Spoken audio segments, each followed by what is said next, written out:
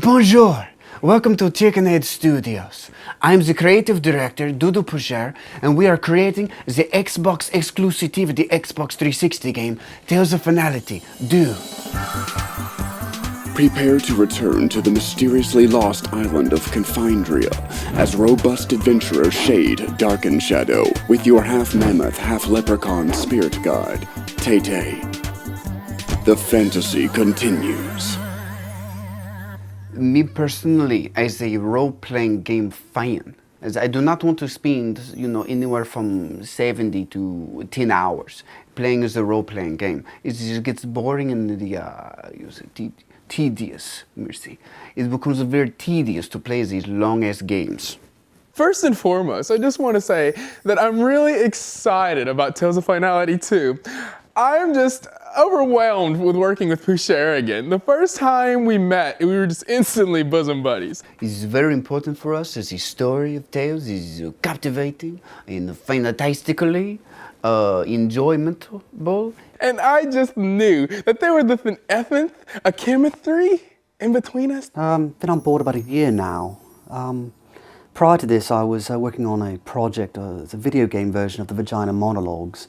So this is a little different. The first Tales was basically created in the garage, and the reception was very low. So I was very disappointed at the reception of that game. So I went on to making movie films, and I was working on a film called Aliens. When we were on the set of Aliens together, I knew that it was a match made in heaven. I felt something deep within me. Well, originally I was associated with Pucher on a film called Aliens, which was a French production of a sci-fi movie about aliens and powdered sugar and things of that nature. The production ran afoul of some copyright issues. The Americans shut it down with their copyright infringement. Well, after Aliens was shut down, I decided to open my own effects house. Boba Effects was to be its name. It failed. My fault entirely. I took a large loan from the bank and let's just say eBay and a large collection of Star Wars artifacts. But the upside, of course, is that this is not the end. It called it Finality, but this is a second finality. It's gonna end again. We wanted to create a game that you could actually solve in a very short amount of time. You can play it and win it every time, and nothing's gonna change, It's not gonna walk out on you. It's gonna be the same game. There's only a couple of different versions, and I appreciate that. One of the things in the other games that I've always disliked greatly, much poo-poo on this, is the fact that they are very complicated. We've been very brave about this, is the fact that we're only using one button for everything in the game. I guarantee you that by the end of the game you will have bruised your A button. It makes the other games look like they don't know what they're doing. We all felt that there was a lot of bullshit in the games. So we are trying to cut out the bullshit. in previous versions, the world around you was very static. Now we have an AI system in place which affects the grass, the trees, the leaves. The entire world is actually alive and growing. And if you were to take a virtual microscope and actually look at a virtual leaf on one of those virtual trees, you would actually see actual virtual photosynthesis occurring right there. Tales differs from other games because they get it. I am just the creative director. I push and I pull and I nudge and I say, that's no good, but that is good. Is that fantasy? Role-playing games are, generally fun, but, not for me, I don't think. The team is all into them. They play D&D at lunch, which is great.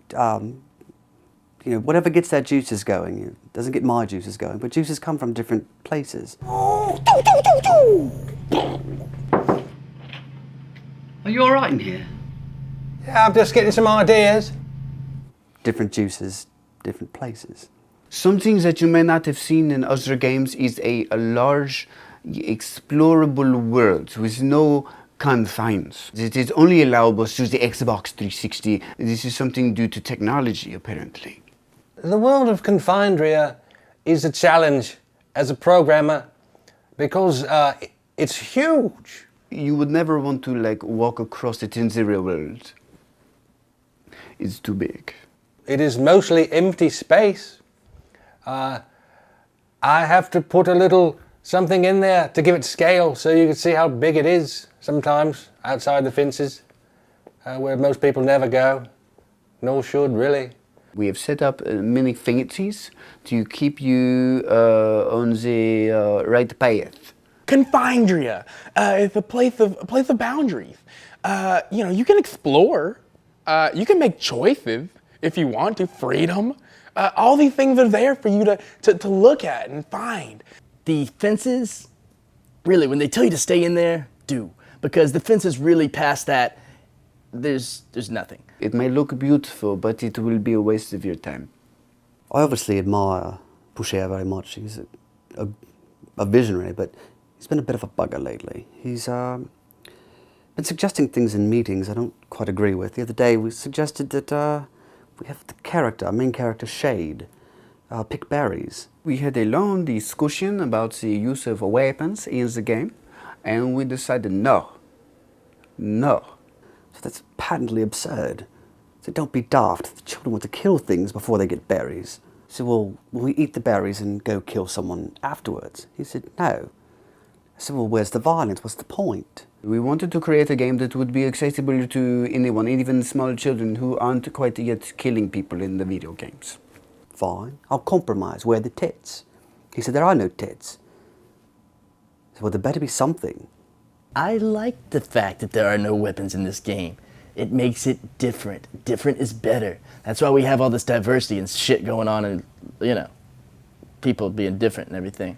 It became very tedious to talk to so many characters and barely get any information that was worth shit. You will get your information from your spirit guide, Tay-Tay, who's a Mamrecon. He is half mammoth, and he is half a leprechaun. Well, Tay-Tay's a Mamrecon. It's very simple, really. Tay-Tay's a great character. So we'd have no violence and no tits. But we do love the Mamrecon. I was walking through the woods ever so gently, and I came across what seemed to be a gangrene turkey balancing a green Sprite can upon his knotted brow, ever so precariously. And I thought to myself, there's the Mamrecon. Tay-Tay is not my favourite character. However, I'm quite comfortable working on him as I encounter creatures like Tay-Tay on a regular basis in my many journeys throughout the wonderful realm of Dungeons and Dragons. Tay-Tay is special. You're going to see Tay-Tay everywhere. Product placement. Potato chips, for example. Well, the look of Shade is going to be different in this one than the previous tales. The fans wanted, more veins, more strength, more muscles. And I love that too. I wanted to give the fans what they wanted, and so I did. In the first tales, he only had 6-pack abs, and in this game, he's gonna have 8-pack abs.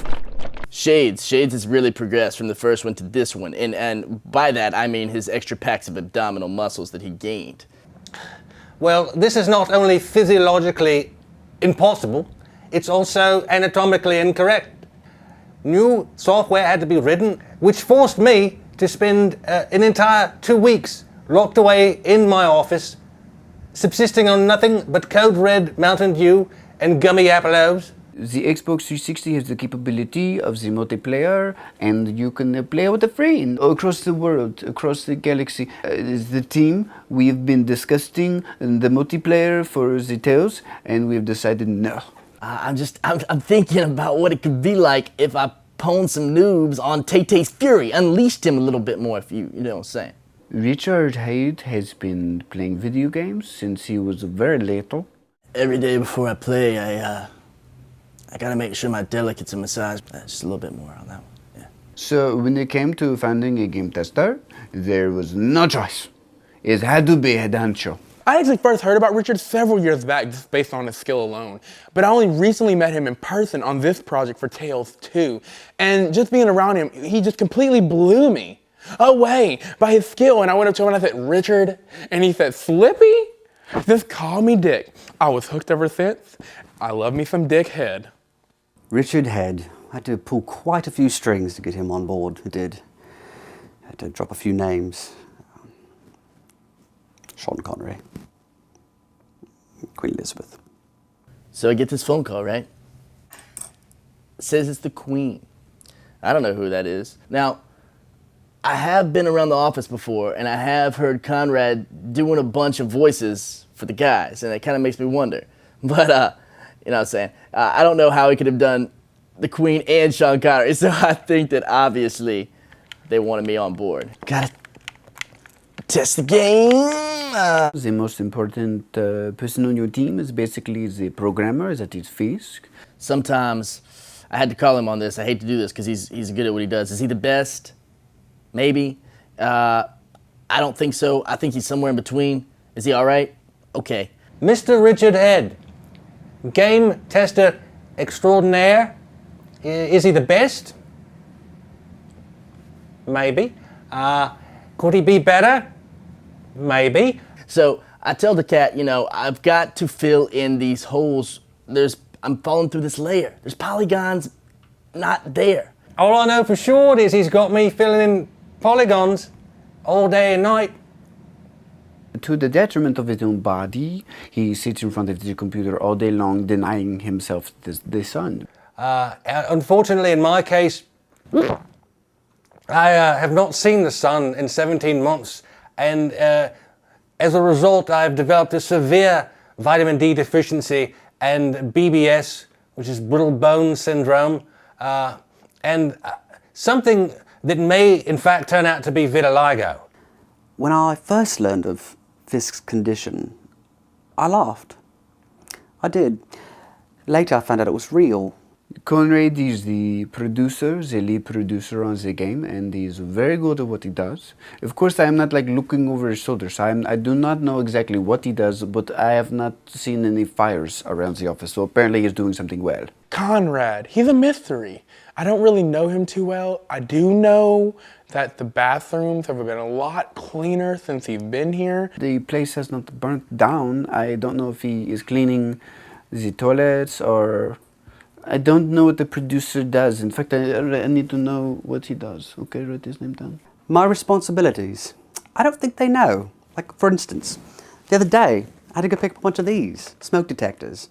Because while the game is in fact based in fantasy, there's a very real danger of explosion. The game is so powerful, we had to compile a list of items that cannot be brought into the premises. For instance, the other day we were talking about styrofoam. Someone said, can we bring it in? I said, is it flammable? They said, yes. I said, well, then that makes the list, doesn't it? Oh, the smoke detector man. Yes. Sleepy Caliente has been studying art and drawing since he was 4 years old. I've seen most of his earlier work, and it does look like a 4-year-old. Jude. Slippy. The dude loves me. Well, you know, we're cool though. He's a good guy. I mean, the guy's got a vision for art. I don't understand that shit. Slippy. Prior to his arrival, there were no specific rules about wearing a banana hammock to work. He knows his colors. Some jackasses out there do not know the colors. That is not him, he is not a jackass. Brilliant designer, artist. Unfortunately, I don't know him very well, although I do suspect that he may be a homosexual. We're so excited about bringing you the Xbox 360 exclusivity Xbox game, Tales of Finality Part 2. So please, drop back in and check on our futuristic progress in the future for the Xbox game. But until then, we will see you later, and au revoir, hump your mother. Oui? No?